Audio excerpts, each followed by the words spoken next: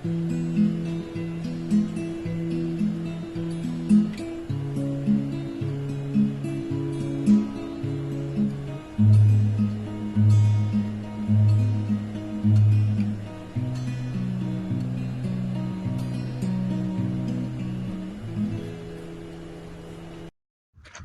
what's going on, guys? Jason here with another episode of the Sleeping Bee podcast. This one's going to be a little different. I'm over here up north in Albuquerque, checking out some shit in the Sandias. I have a jiu-jitsu tournament tomorrow or on Saturday, just in case this doesn't get posted today. But yeah, so I'm actually doing some exploration in the Sandias, which is new territory for me. I haven't done a lot of exploring. I don't think I've done really any exploring out here, except for when I was a kid, but I didn't have any botanical knowledge at that point, you know. I was actually, when I first rolled up, it took like 20 minutes to drive here from the hotel, and when I first rolled up, I was kind of pissed because it was already fucking 4:20, and it said the gates closed at 5, and I'm like, fuck, man. So I kept looking for another spot to go to, another trail to go to, and sure enough, there's 3 parking spaces on the outside of the gated area. I was kind of like, man, they should do like a Soledad Canyon, a Geary Springs kind of thing where they just close the gate to come in, the entering gate, but the gate to get out, you know, they should have like one of those spike strips or some shit. But it turns out that there was parking on the outside. It was going to take another like 30 fucking minutes to drive to the other trail, so and this one has petroglyphs, which is kind of cool. I wanted to check those out. But the vegetation might be a little bit different up here. It should be, because it's, you know, a little bit higher north. But this seems like a pretty well-maintained trail, and pretty sandy, so you kind of sink in a little bit, get a little calf workout. But you know, I'll kind of that'll kind of do it for the intro. So let's see if we can't check out some plants out here. Win in Berkey. So right away you see these Atriplex canescens, these 4-wing saltbush. None of these have any actual seeds on them, but see that little 4-wing saltbush. This is the one that's very. Oh, look, there's a little. That might be a little Sphaerosia down there, but maybe not. The leaves might be a little different. But anyways, this Atriplex canescens, this is the 4-wing saltbush. It has those, the seeds are yeah, those aren't Sphaerosia, never mind. You see more over there. But they have the 4-wing seed capsule. That's why they're called 4-wing saltbush, and they're very tolerant to dry soils. This is one I mentioned before. Like I said, there's no seeds on it, so you can't really see. But this is one I mentioned before, where like 90% of them are dioecious, meaning that the male and female flowers occur on separate plants, and 10% of them are monoecious, so the male and female flowers, the staminate and pistillate flowers, staminate for male flowers, pistillate or carpellate for girl flowers. There's another one over here. Let's see if this one has flowers on it. Oh no, it doesn't have flowers, but you can see the seeds starting to form here. You see that? The little 4 wings on it? Those are the seeds starting to form. Let's see if I can.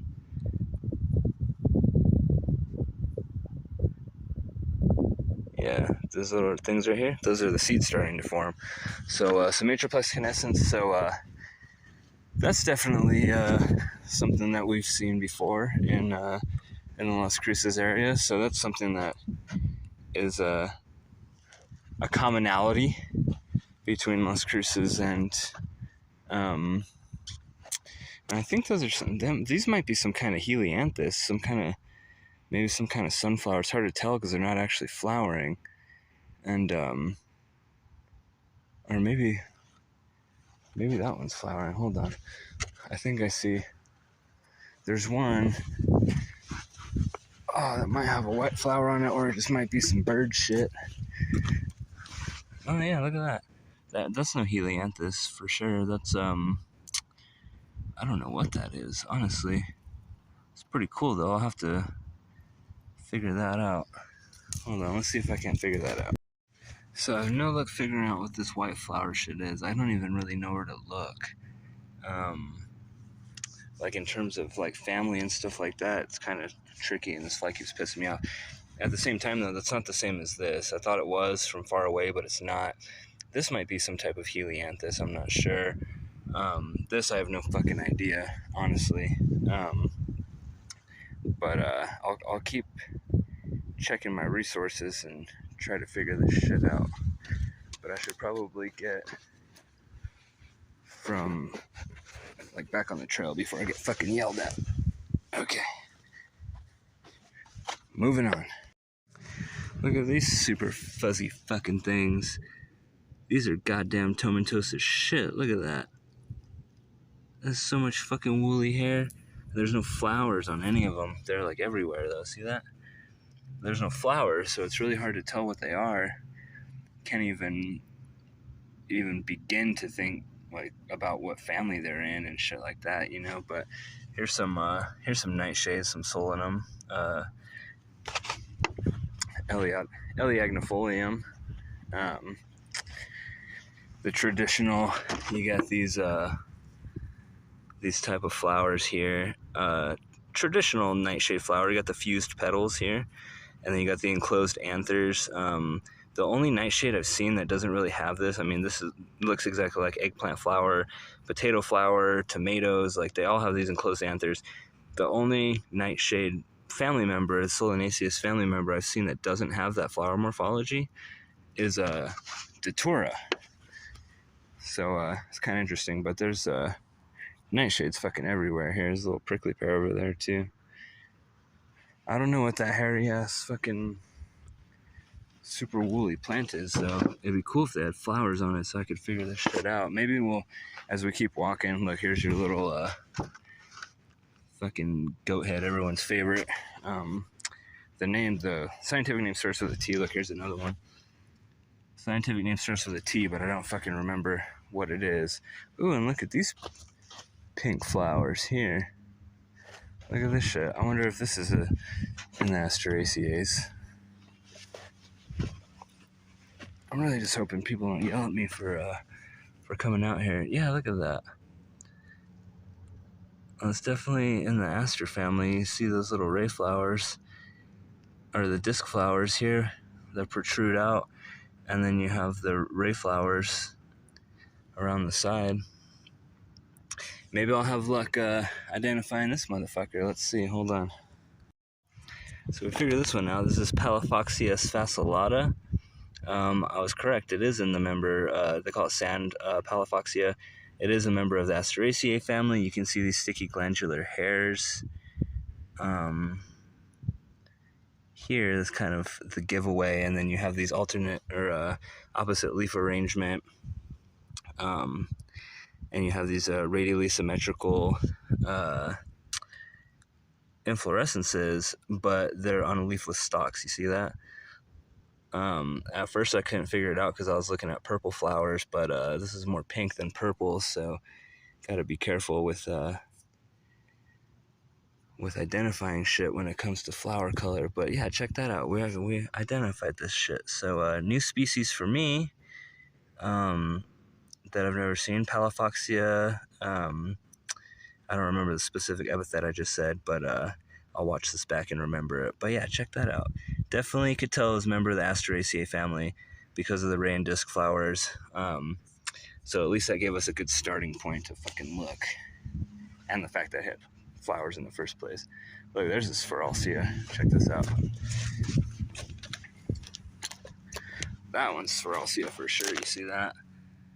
No flowers, so it's hard to tell what kind specifically, but definitely Sphaerosia. It's got the characteristic Sphaerosia leaf shape, but I keep having to veer off trail, and I keep looking over, and there's like the people that are closing the gate and shit, so I don't want to get yelled at. So I mean, I'm still probably gonna do it anyway, because fuck them, you know. I know what I'm doing, but they don't know that I know what I'm doing, so I'm not trying to piss anybody off. Look at all this shit. Is this more basaltic rock? Is this more extrusive basaltic igneous rock? You tell me. You tell me. I don't fucking know. So check this out. I was right. This is a volcanic escarpment. See that shit?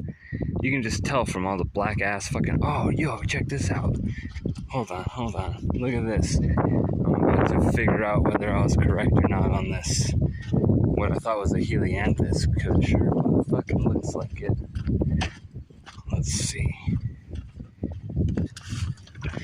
See this shit? Look at this. Oh, Helianthus. I was right, and you didn't even have flowers on you when I was looking at you. Oh my god. Oh, look at that. You could just tell the hairy ass stem, the stereotypical sunflower leaves. I don't know what kind of Helianthus this is. Might just be annuus, I don't know. Maybe Maximiliani or whatever the other one is.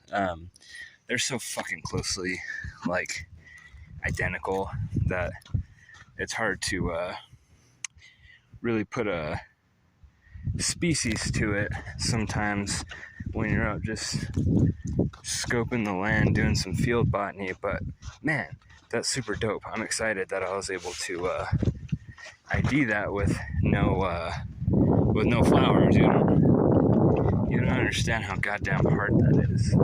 And like I said, with those Helianthus, the sunflowers, even if they do have fucking flowers, it's still hard to even get into the species level because all the goddamn flowers look alike.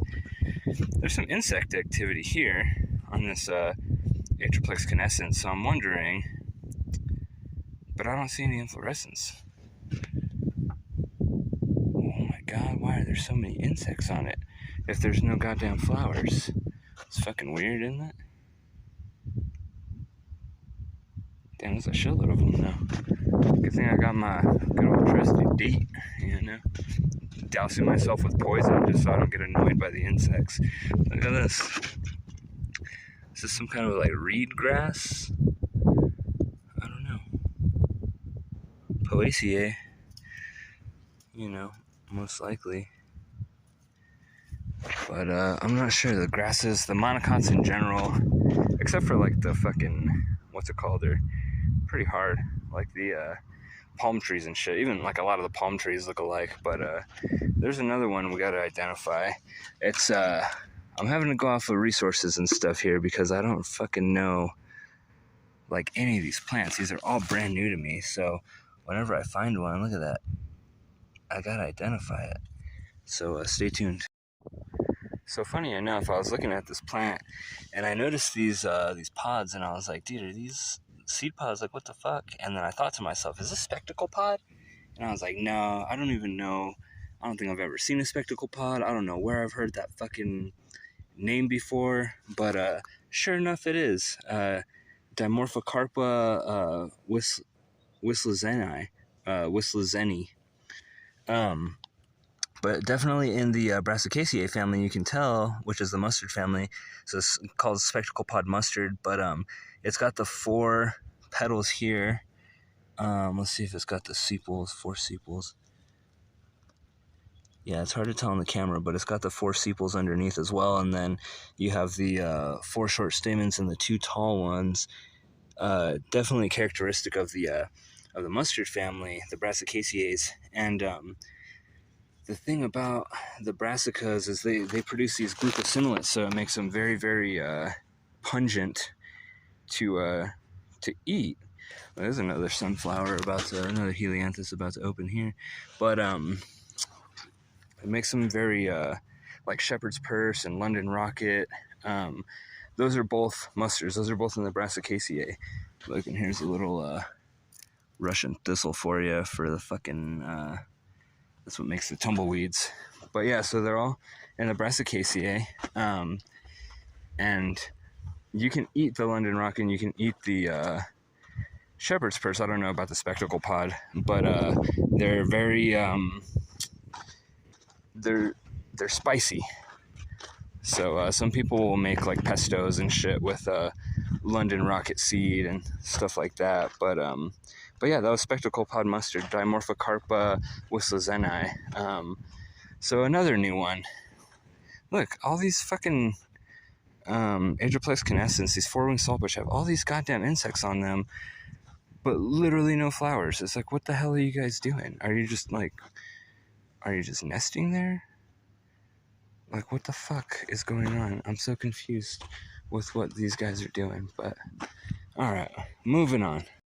So I was a little confused on these Silverleaf Nightshade, on these Solanum elagnifolium, because they have they're not very silvery leaved. The ones that we find in cruces are more silvery leaved, so I checked my resources, and sure enough, the only other solanums that occur out here are generally going to have white flowers, like the wild potatoes, and sort of they call wild potatoes. I guess you can call any solanum a wild potato, but they're going to have white flowers. And the only other species I found with purple flowers, their leaves are a little bit more triangulate, and they just have different leaves. Look at that shit. What the hell is all over this? Is that scale? Or stem rust? Look at that shit. This is a dying Atriplex canescens, a dying four-winged saltbush. Here's a big old fucking saltbush. These salt bushes are everywhere.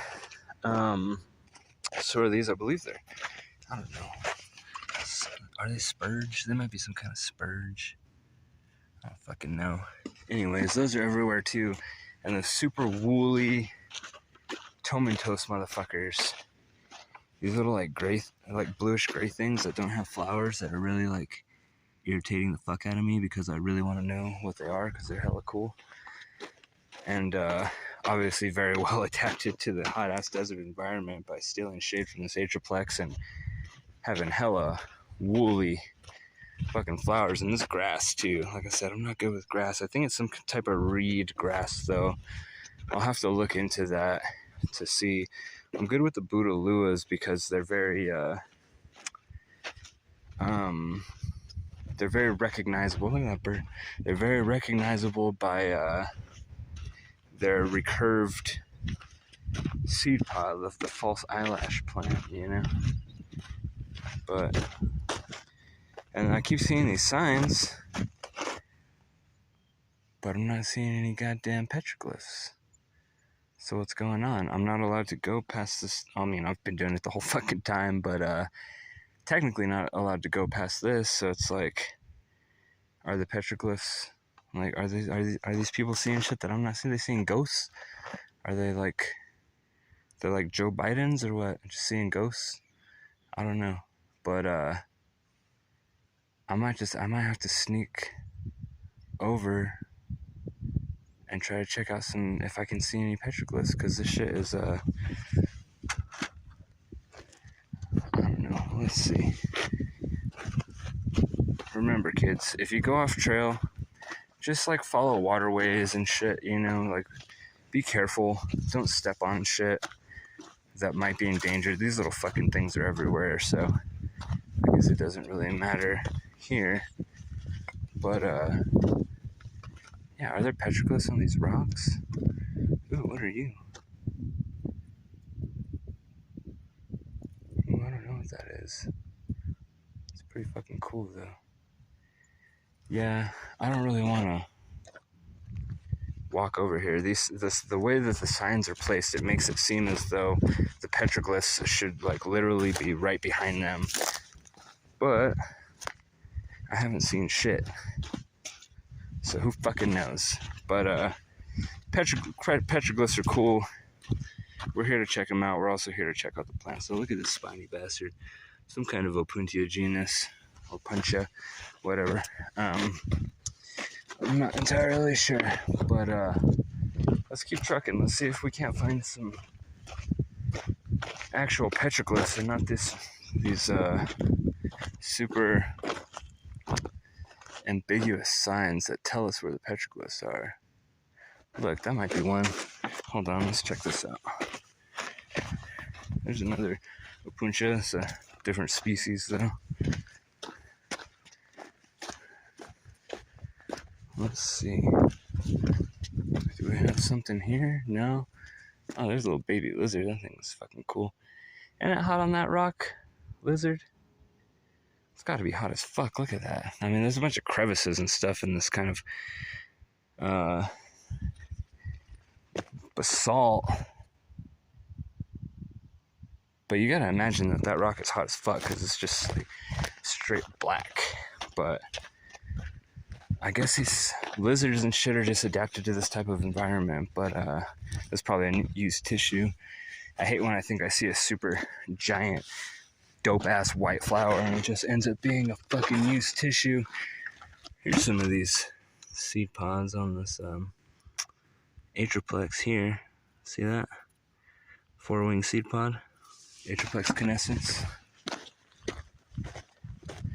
I guess it's a capsule, really, botanically speaking. But you get it. It holds the fucking seed. That's all you need to know.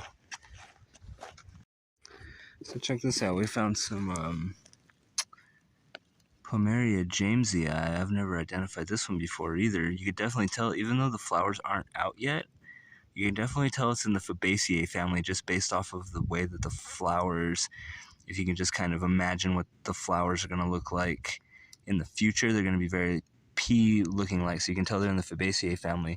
There's a lot of lookalikes, but this one in particular, you can tell it's the James Rush pea or the Plumeria James Eye because it has let's see, I took a little leaf thing off, a little full leaf, all these leaflets. The individual, what you would call a leaf is actually a leaflet, and then if you flip it over, check it out.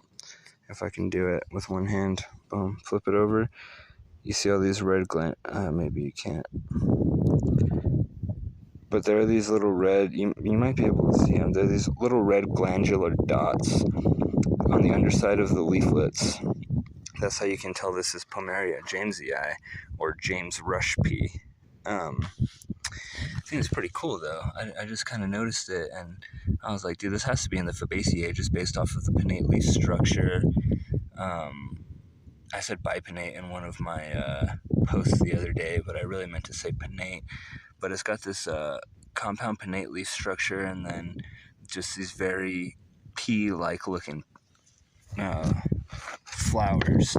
So I think that's species number 3. And then these grasses over here, they have the I don't know what kind of reed grass it might be, but they have the stereotypical reed grass type of pod. So most likely in the Fabaceae, or not the Fabaceae, that's the pea family, the Poaceae, which is the grass family. But you see these pods here, or the seeds, like they're very stereotypical of the reed grasses. So, but again, I don't know what kind, and I don't really care to find out. I'm not a huge grass fan.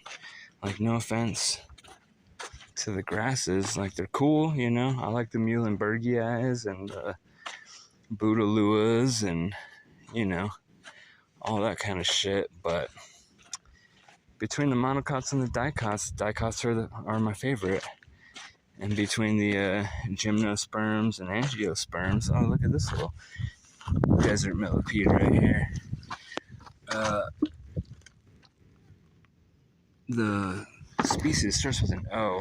I don't remember, but if you want to find out, you can go check out my post, one of my posts, where I posted the desert millipede. All the rains have been bringing them out. I don't know how much rain they've gotten here in Bernalillo County, but yeah, I imagine they've gotten quite a bit because the insects are out in a decently large amount of numbers. And I still haven't seen any petroglyphs, which is kind of disappointing. But look at all that. I'm a huge fan of this basaltic rock now because I actually know what the fuck it is. But oh look, Sphaerosia. Oh, and here's a familiar face. This is Ericameria larcifolia here. And then you have this scarlet globe mallow here, Sphaerosia. I think it's ambigua. The scarlet globe mallow. I don't remember. Some of the Sphaerosias kind of look the same too, and I I can't think off the top of my head which one it is, or could be, but anyways, like that Silverleaf Nightshade, this Helianthus, Solanum heliagnifolium, has lighter green leaves than the other ones, so that's why I was like, are these actually? Yeah, they are. It's just weird, and the flowers are more darker purple too, so are they just like, are they getting more light over there? Are they getting more shade over here? Like, why? Oh, there's some petroglyphs. You see that? Check this out.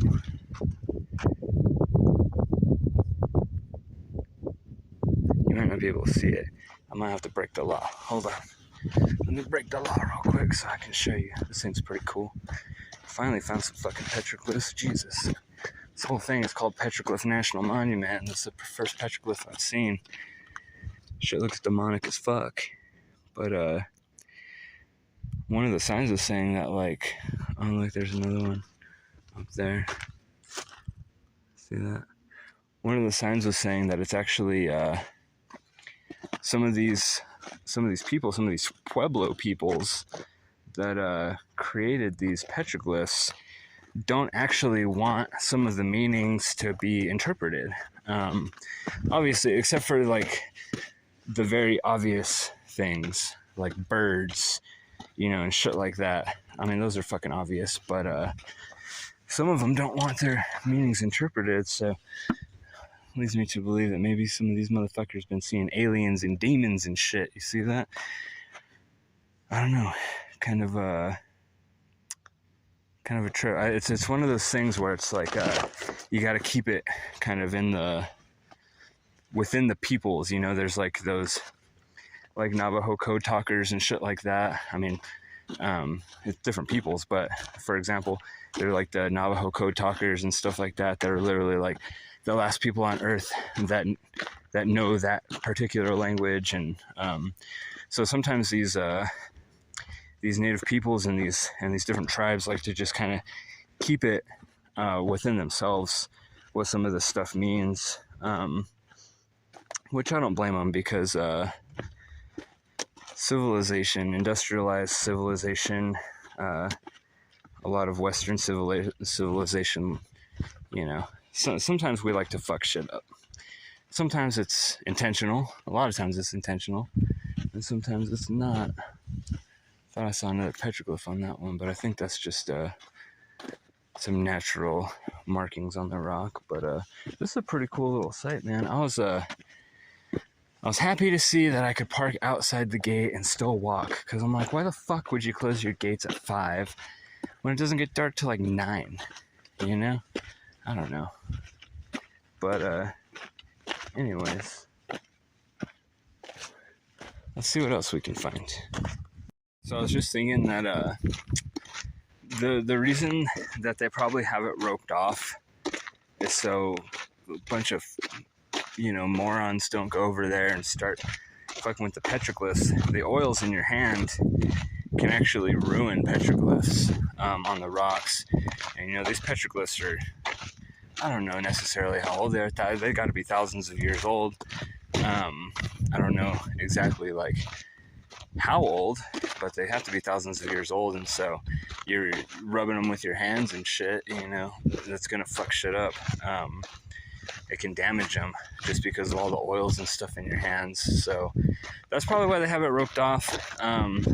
So I really don't have a right to complain, because, you know, in terms of preservation and conservation and stuff like that, you know, they want to rope the unknowing public out. Like, generally, like, I'm not saying that everyone that goes hiking doesn't know anything, but a lot of people just hike and don't think twice about what they might be doing. You know, it's cool that people are interested in seeing stuff like this, petroglyphs and, you know, different plants and stuff like that, but we have a way of fucking shit up because we don't really educate ourselves on how not to act in these various types of settings. That's why I have been going off trail a little bit. I have been crossing these little barriers to check out the petroglyphs, but I understand that I'm not supposed to touch them, so I don't. And I also understand that I watch my step everywhere I go when I'm off trail because, again, I don't want to fuck shit up. I don't want to step on some plant that might be endangered or rare or undescribed, you know, and kill it, you know. So just wanted to throw that in there, that I guess all my bitching was for nothing, but you know, that's how it is. A lot of times my bitching is for nothing. I just do it to vent. But I understand where they're coming from. Well, here's some more of these petroglyphs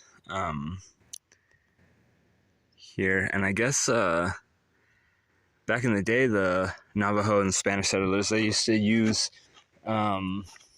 these mesa tops to graze their sheep, which is kind of cool. And then they made these depictions, kind of telling the story of their introduction to the Rio Grande Valley. There's more petroglyphs on that rock over there. I'm tired of crossing this line, so I might not do it anymore. I wanted to cross it that once because you couldn't see the petroglyph from where I was standing. So, you know. Anyways, let's see what else we can find. I'm probably almost done with this trail. It's only 2.2 miles, and I would have been done with it already hadn't I decided to film a podcast episode. This is the first of this species I've seen here, fucking Roost trilobata, the one that everybody that watches my podcast should be a fucking expert on by now, in the Anacardiaceae family. And then check this out, this one seed juniper over here, Junipers monosperma. That's cool too. The only fucking oh, look, there's some growing in the basalt right there. So check it out with these basaltic rocks. Oh, look, there's another one. Okay, maybe it's not a, you know, maybe it's not the only one here. But oh, look, check this out.